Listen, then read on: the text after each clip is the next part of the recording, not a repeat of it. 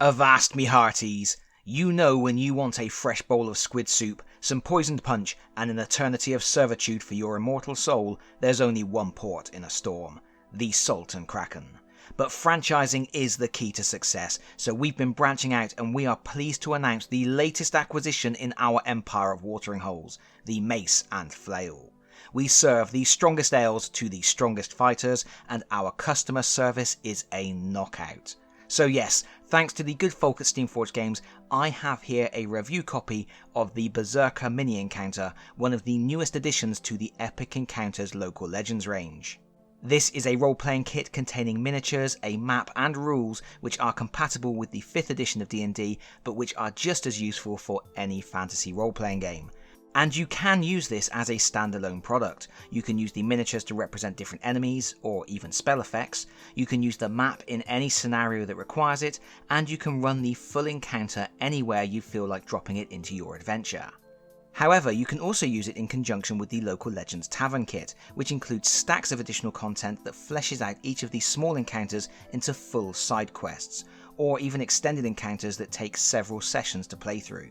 It gives you more information on the tavern where this adventure occurs, a cast of NPCs, all of which know snippets of information that may be useful, maps of the interior and exterior of the pub, and even bar games to entertain your heroes between barroom brawls. It's a fantastic idea, really clever. The plot for this particular encounter is that the Mace and Flail is home to a fighting pit, where the Berserker reigns supreme. He used to be fair, sparing those who would yield, but now he kills anyone who stands in his way. Furthermore, there are rumours of the Berserker going to nearby settlements to wreak havoc. What is going on? That is for the heroes to find out. And of course, you can use the narrative and characters exactly as they are presented, or treat them as a springboard for your own ideas. As always, the stars of the show are the miniatures. You get 3 floating blades on 25mm bases. These are pretty cool, trailing smoky tendrils as they launch into battle to slice and dice the heroes. They're quite useful too, as you could use these to represent ghostly apparitions or spell effects. I'm thinking of the Cleric Spiritual Weapon spell in particular, which is something I have previously made my own miniature for. But of course, the floating blades are just minor distractions. This is the big boss, the Berserker, a hulking brute who looks like you had to walk through a fog gate to get to. Seriously, this miniature would look perfectly at home in Steamforged's Dark Souls game if it was a little bigger. And I really like it. It's on a 50mm base, so it's a good size and will be an impressively large foe for any hero. And it has a lot of character in its stance.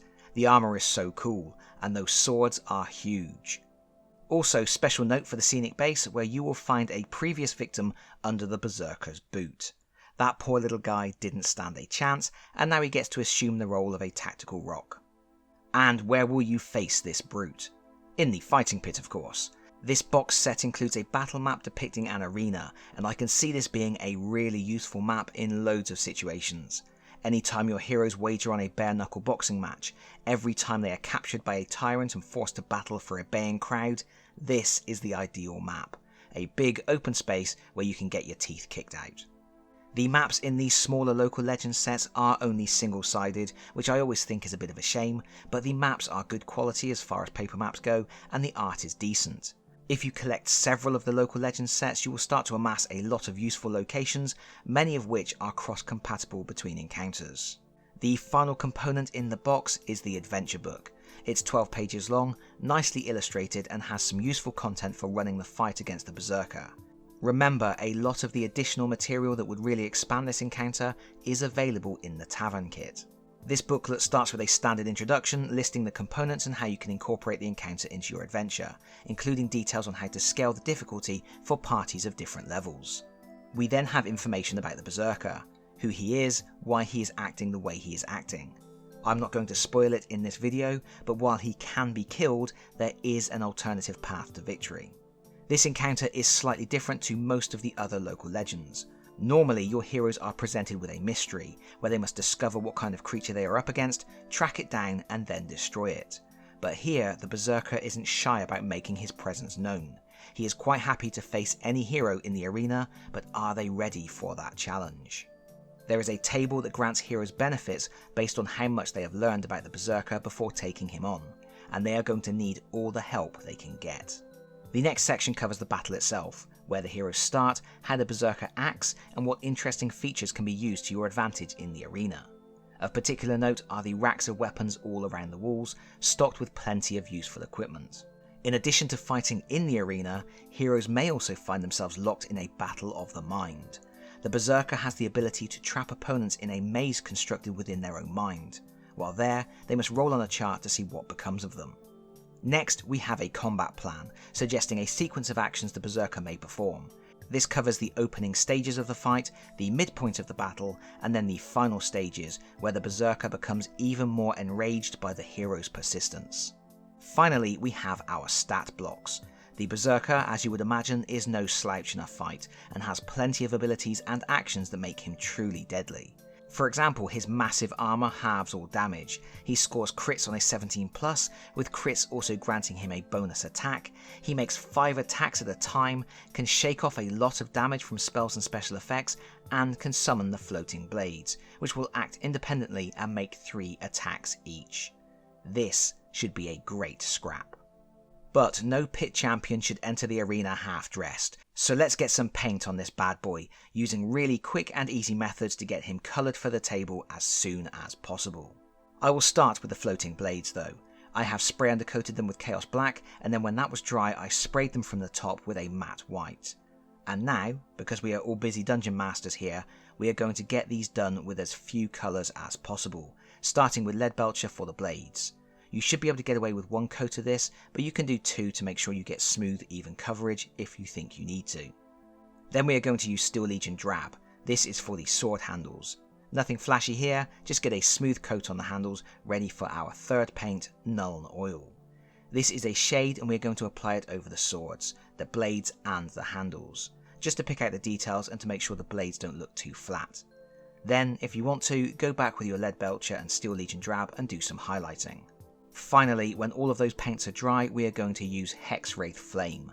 This is a technical paint from Games Workshop that creates a sort of ghostly effect. We are going to apply a coat of it over the smoke and draw just a little bit of it up into the sword blades and handles to give them a bit of a glow. And what will happen is the black areas will go a really dark green, while the white highlights will be a much brighter green, and you get a pretty interesting contrast which looks quite cool and magical. And you could do some extra highlighting on the smoke if you wanted to, use a light grey or white for the final pop, but I'm just going to paint the base with Abaddon Black and call it done, because I want to get to the pit champion himself. And we are starting from a Chaos Black base. I'm going to use Leadbelcher to paint all of the armour and the weapons. I'm thinning the paint so I don't clag up any details, and I am applying 2 coats.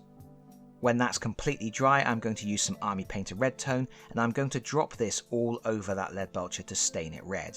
This is a technique I use all of the time for Chaos Warriors, and I think it fits here. 1 coat of red tone won't do the job, so what I do is I let the first coat dry completely, apply a second coat, let that dry completely, dry brush the armour with Leadbelcher to brighten up the raised edges, and then apply a third coat of the red tone. So there's lots of sitting around waiting for paint to dry here. After that, more washes. This time I'm going to use Nuln Oil, and I will apply a single coat of this over the blades of the swords.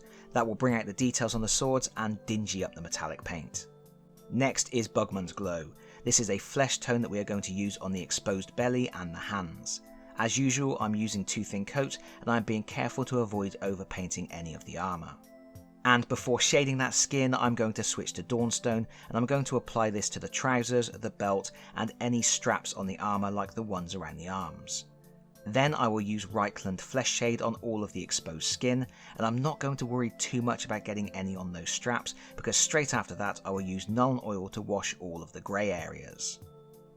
Next, I'm going to use some Steel Legion Drab on the cloth hanging around his waist.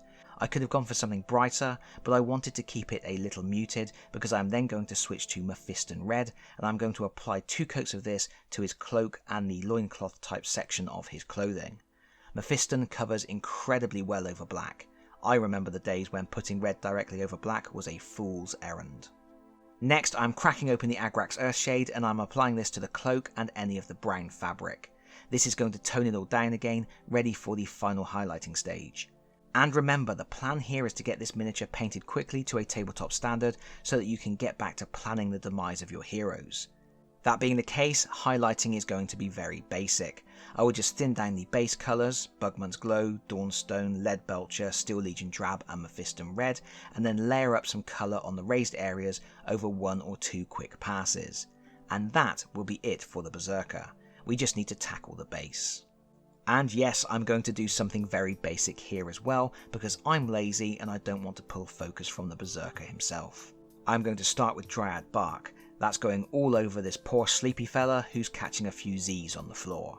I will then use some Cadian flesh for his face, and you can pick out some other details with different colours, like his moustache and the blade of his sword. After that, I'm applying 2 coats of Xandri dust to the tiles to make sure I get good smooth coverage. When all of that is dry, I am sloshing Agrax over all of the base, making sure I get into all of the recesses between the tiles. Then I can go back with my Xandri dust and gradually build up some layers of colour on those tiles. And that, I think, will just about do it. That was a really quick way to get this stuff painted, and it doesn't look too shabby. If you have more time, you can always go back and do more highlights, layering up the colours all over the miniature and adding more details to the base. But I am leaving it here. After all of these taverns aren't going to run themselves. So, that is it from me for now. Thank you so much for watching. If you are interested in any of the local Legends kits from Steamforged Games, I will put a link to their online store in the video description below. And as always, if you like this video, please consider pressing the like button. If you really like this video, please consider subscribing if you don't already do so. And hopefully, I will see you all again very soon. Bye bye everyone. Bye bye.